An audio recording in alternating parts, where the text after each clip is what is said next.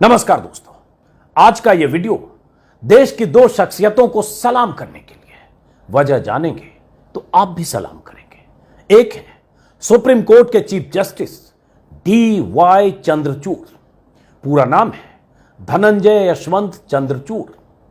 दूसरे हैं Indian express के editor in chief Rajkamal Jha. कल ये दोनों शख्सियतें एक ही मंच पर मौजूद थी। मौका था इंडियन एक्सप्रेस की तरफ से पत्रकारों को दिए जाने वाले रामनाथ गोयनका अवार्ड का। पत्रकारिता के लिए, अभिव्यक्ति की आजादी के लिए और लोकतंत्र को बचाए रखने के लिए इन दोनों ने अवार्ड समारोह के मंच से जो कुछ कहा है वो ऐसे दौर में कहा जाना जरूरी है, और जब देश के CJI कह रहे हैं तो उसे सुना जाना भी जरूरी है। आज का वीडियो मैं इन दोनों के नाम करते हुए जो कहने और बताने जा रहा हूं उसे गौर से सुनिए। कुछ अतीत की बातें हैं, कुछ पुराने वीडियो भी हैं। राजकमल झा शायद देश के इकलौते ऐसे संपादक हैं जो PM मोदी की मौजूदगी में पत्रकारिता के गिरते स्तर पर ऐसी बात कह चुके हैं जो आज की तारीख में कोई दूसरा संपादक या मालिक कहने का जोखिम शायद नहीं मोल ले पाए। मोदी अगर किसी मीडिया संस्थान के मंच पर होते हैं तो उनकी शान में कैसे कसीदे पढ़े जाते हैं आपने देखा ही होगा। मोदी के सामने किसी मीडिया घराने के मुखिया, मालिक या संपादक कैसे अपनी रीढ़ की हड्डी को लचीला बनाते हुए खड़े होकर भी लेटे दिखने लगते हैं, या आपने हाल में कई मौकों पर शायद देखा होगा। लेकिन राजकमल झा जब उन्हीं मोदी के साथ मंच पर होते हैं तो क्या कह जाते हैं कि मोदी भी मन ही मन तिल मिलाकर रह जाते होंगे। ये मैं आपको आगे दिखाने वाला हूं वीडियो में, जो सब कुछ दर्ज है, अगर आपने नहीं देखा होगा तो। कल भी इंडियन एक्सप्रेस के कार्यक्रम में मोदी सरकार के मंत्रियों और पूर्व मंत्रियों की मौजूदगी में राजकमल झा ने फ्रीडम ऑफ स्पीच और पत्रकारों की हालत पर जो कुछ कहा, जो सवाल उठाए, वो काबिले गौर है।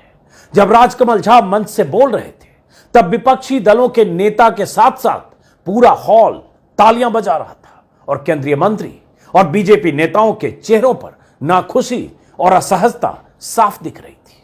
आगे पूरी बात बताऊंगा, लेकिन पहले एक सलाम राजकमल झा के नाम।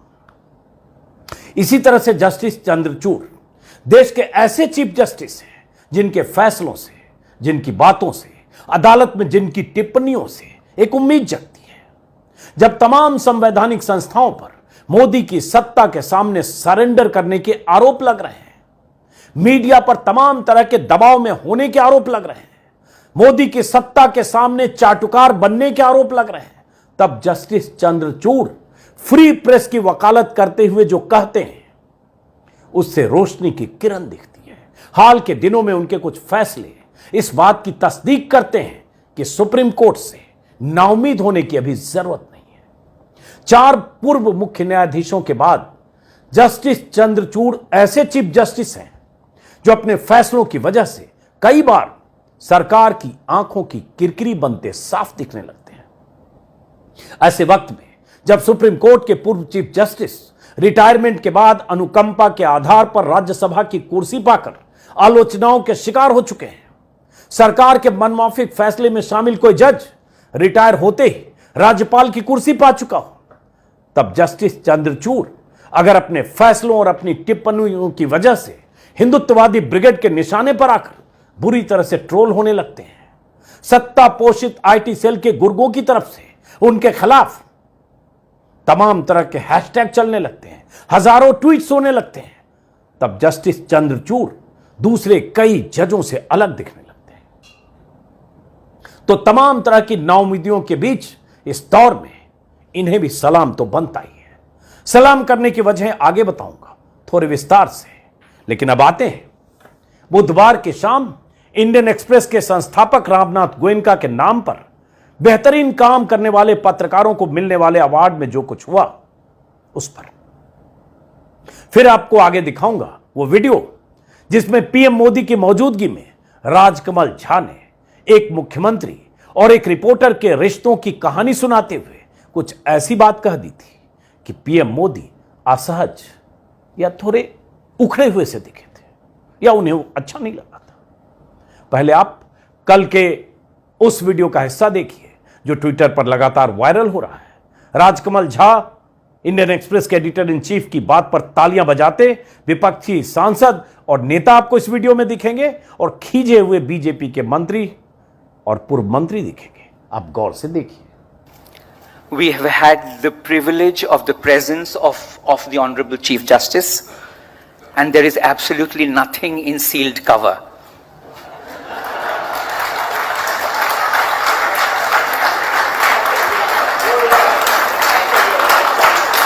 Derek O'Brien, wonderful to have you here.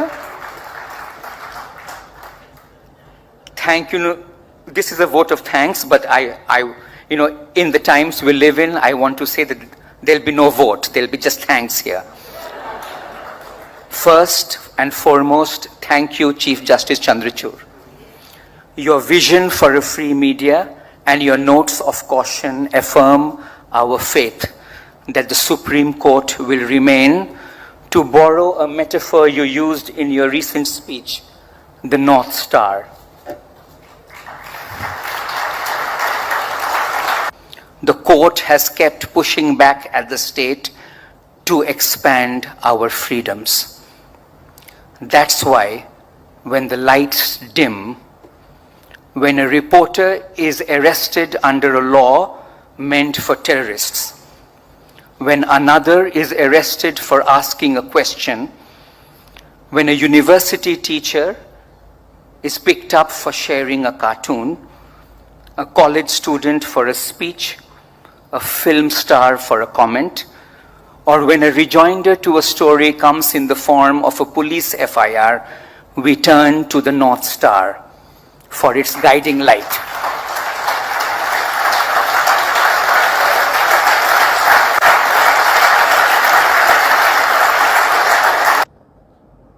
हर साल देश के चुनिंदा पत्रकारों को मिलने वाले गोयनका अवार्ड दिए जाने के मौके पर राजकमल झा ने जैसे ही चीफ जस्टिस का स्वागत करते हुए कहा कि यहां सील्ड कवर में कुछ नहीं, पूरे हॉल में तालियां बजने लगी।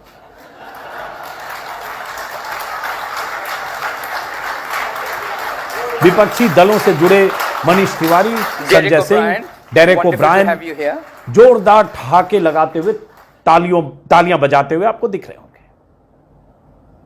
लेकिन रविशंकर प्रसाद, अनुराग ठाकुर को समझ में नहीं आया कि हंसे या झेपें, क्योंकि इशारा तो उनकी सरकार के सीलबंद लिफाफे पर जस्टिस चंद्रचूड़ की नाराजगी की तरफ था।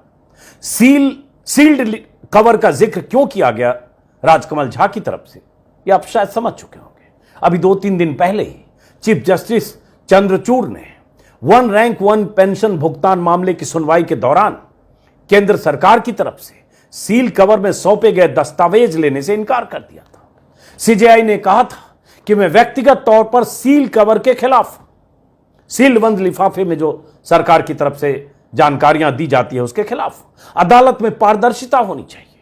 उन्होंने यह भी कहा था कि ओआरओपी के मामले में सील कवर लिफाफे की क्या जरूरत है, इसमें क्या ऐसा गोपनीय है, यह तो आदेशों के अनुपालन के बारे में है। हमें सुप्रीम कोर्ट में इस सील कवर की प्रथा को खत्म करना होगा। यह मूल रूप से निष्पक्ष न्याय की बुनियादी प्रक्रिया के खिलाफ है। जस्टिस चंद्रचूड़ ने जब कहा, सरकार की असहजता का आप अंदाजा लगा सकते हैं। रक्षा मंत्रालय की तरफ से सुप्रीम कोर्ट में सौंपे जाने वाले सीलबंद लिफाफे पर जस्टिस चंद्रचूड़ की इस नाराजगी के बाद सरकार की बहुत किरकिरी हुई थी। इशारों में राजकमल झा ने चंद्रचूड़ के रुख का जिक्र करते हुए आगे जो कहा वो भी बहुत आम है, लेकिन उसके आगे जस्टिस ने कहा वो भी बहुत आम है। राजकमल झा ने कहा, जब एक रिपोर्टर ऐसे कानून के तहत गिरफ्तार किया जाता है जो आतंकवादियों के लिए बना है, जब कोई दूसरा रिपोर्टर सवाल पूछने के बदले गिरफ्तार होता है, जब किसी यूनिवर्सिटी का टीचर एक कार्टून को शेयर करने के बाद गिरफ्तार हो जाता है, एक कॉलेज स्टूडेंट अपनी स्पीच के वजह से पुलिस के शिकंजे में होता है या होती है, एक फिल्म स्टार एक कमेंट की वजह से गिरफ्तार होता है। यह सब जिक्र करते हुए राजकमल झा ने जब अपनी बात कही तो हॉल में तालियों की गड़गड़ाहट के बीच बीजेपी नेताओं की झेप साफ दिख रही थी। जाहिर है राजकमल झा ने चंद शब्दों में आज के देश में असहमत आवाजों के प्रति जो माहौल है, सरकार का जो रवैया और तरीका है, उसका जिक्र कर दिया था। सबको पता है कि कैसे केरल के पत्रकार सिद्दीक कप्पन को हाथरस कांड की रिपोर्टिंग करते वक्त यूपी में गिरफ्तार करके यूएपीए जैसी धाराएं लगाकर महीनों तक जेल में ठूस दिया गया। करीब 2.25 साल बाद कप्पन जेल से जमानत पर छूटकर बाहर निकल पाए। फैक्ट चेकर मोहम्मद जुबैर को मुकदमों में फंसाकर दिल्ली से यूपी तक 1 महीने तक जेल का चक्कर लगवाया गया। मुश्किल से जुबैर को जमानत मिल पाई। अभी कर्नाटक में वहां भी बीजेपी सरकार है। एक फिल्म कलाकार चेतन कुमार की गिरफ्तारी हुई है। चेतन ने हिंदुत्व को लेकर कोई कमेंट कर दिया था, बदले में उसे सलाखों के पीछे भेज दिया गया। राजकमल झा ने ममता बनर्जी के राज में एक प्रोफेसर की गिरफ्तारी का भी जिक्र किया, नाम नहीं लिया, लेकिन उनके जिक्र में बात वही थी। राजकमल झा के बाद जब बारी जस्टिस चंद्रचूड़ की आई तो उन्होंने भी कई अहम बातें कही, उसको भी सुनिए। और इसके बाद आगे वो वीडियो जब मोदी की मौजूदगी में राजकमल झा ने ऐसी बात कही थी जो कहने की हिम्मत शायद कोई दूसरा संपादक न कर पाए, आज तक तो कम से कम नहीं कर पाया। वो आगे दिखाऊंगा। जस्टिस चंद्रचूड़ ने कहा कि देश में लोकतंत्र बने रहने के लिए प्रेस की आजादी जरूरी है। उनका वीडियो है, छोटा सा ये टुकड़ा आप देख रहे हैं। Commonly known, speak truth to power. The vibrancy of any democracy is compromised when the press is prevented from doing exactly this. The press must remain free if a country is to remain a democracy. Commonly known, speak truth to power. The vibrancy of any democracy is मंच compromised. से CJI ने जो कहा उसका हिंदी अनुवाद BBC के हवाले से बता रहा हूं। और आज के दौर में यह कहा जाना सीजेआई की तरफ से अहम है, यह बार बार मैं कह रहा हूं, इसलिए मैं सलाम करता हूं। सीजेआई ने कहा चीफ जस्टिस ने कि अलग अलग विचारों का सम्मान करने की जरूरत है, असहमतियां बढ़कर कभी नफरत में नहीं बदलनी चाहिए और इस नफरत को हिंसा के रूप में तब्दील होने नहीं देना चाहिए, क्योंकि आज के दौर में यही हो रहा है। असहमत आवाजों को एंटी नेशनल, देश विरोधी यही कहा जाता है और क्या स्थिति पैदा हो रही है आप सब जानते हैं। उन्होंने आगे कहा हमारे देश में, जो वीडियो में आपने सुना भी होगा, हमारे देश में दुनिया भर के कई पत्रकार कठिन और प्रतिकूल परिस्थितियों में काम करते हैं, लेकिन वो किसी भी विपत्ति और विरोध के सामने डटे रहते हैं। ये वो गुण है जिसे खोना नहीं चाहिए। उन्होंने ये भी कहा असहमति की आवाजों की कद्र करने के कई बयान उनके पहले हैं। तो उन्होंने कहा नागरिक के तौर पर संभव है हम किसी पत्रकार के रुख या उसके दिए निष्कर्षों से सहमत ना हो। मैं भी कई दफा बहुत से पत्रकारों से असहमत होता हूं। आखिरकार हम में से कौन ऐसा है जो सबकी बातों से सहमत होगा, लेकिन असहमति नफरत में नहीं बदलनी चाहिए और इसे हिंसा का रूप नहीं लेने देना चाहिए। लेकिन इस देश में ऐसा बहुत कुछ हुआ है और हो रहा है। उन्होंने प्रेस, लोकतंत्र के लिए प्रेस की आजादी की अहमियत का जिक्र करते हुआ कहा एक राज्य की संकल्पना में मीडिया चौथा स्तंभ है और एक लोकतंत्र का अभिन्न अंग है। एक स्वस्थ लोकतंत्र में हमेशा पत्रकारिता को ऐसे संस्थान के तौर पर बढ़ावा देना चाहिए जो सत्ता से कठिन सवाल कर सके। सत्ता से कठिन सवाल कर सके। सत्ता किसकी है? 9 साल हो गए प्रधानमंत्री मोदी की। ये सरकार के लोग क्या चाहते हैं? सवाल सारे विपक्ष से करिए, राहुल गांधी से, अखिलेश यादव से या और लोगों से करिए, मोदी जी से कोई सवाल मत करिए। और पूरा मीडिया या मीडिया का बड़ा तंत्र लगातार कवर फायर, जो कहते हैं ना, कवर फायर देते हुए सरकार के लिए विपक्ष को हमेशा निशाने पर रखता है। सत्ता से सवाल पूछने की हिम्मत न किसी मालिक को है न संपादक को है, बहुत कम बच गए। और यह स्थिति मोदी राज में चाहे मजबूर करके, चाहे डरा कर, चाहे डर कर, चाहे चमचागिरी करके, चाहे चापलूसी करके, चाहे जिस भी वजह से यह पैदा हुई, हमसे बेहतर आप जानते हैं। तो जस्टिस ने कहा, सीजेआई ने, कि सत्ता से हमेशा पत्रकारिता को ऐसे संस्थान के तौर पर बढ़ावा देना चाहिए जो सत्ता से कठिन सवाल कर सके। जब प्रेस को ठीक ऐसा करने से रोका जाता है तो किसी भी लोकतंत्र की जीवंतता से समझौता किया जाता है। अगर किसी देश को लोकतंत्र बने रहना है तो प्रेस को आजाद रहना चाहिए। बहुत वाजिब बात कही है और चीफ जस्टिस ने कही है। तो हम ये उम्मीद भी करेंगे माय लॉर्ड आपसे कि जब ऐसे मामलों में किसी पत्रकार के खिलाफ कई राज्यों में मुकदमा हो जाए किसी पत्रकार की गिरफ्तारी किसी फर्जी तरीके से हो जाए, या किसी पत्रकार की खबर पर उसे गिरफ्तार करने की साजिशें की जाए, जो विनोद दुआ जैसे पत्रकारों के मामले में हुआ, बहुत सारे पत्रकारों के मामले में हुआ, जिसका जिक्र आपने भी किया, सिद्दीक कप्पन का, राजकमल झा ने भी किया, सिद्दीक कप्पन का। तो फिर माय लॉर्ड, सुप्रीम कोर्ट की भी जिम्मेदारी बनती है कि ऐसे मामलों में संविधान कानून के कस्टोडियन होने के तौर पर सुप्रीम कोर्ट कम से कम रियायत बरते और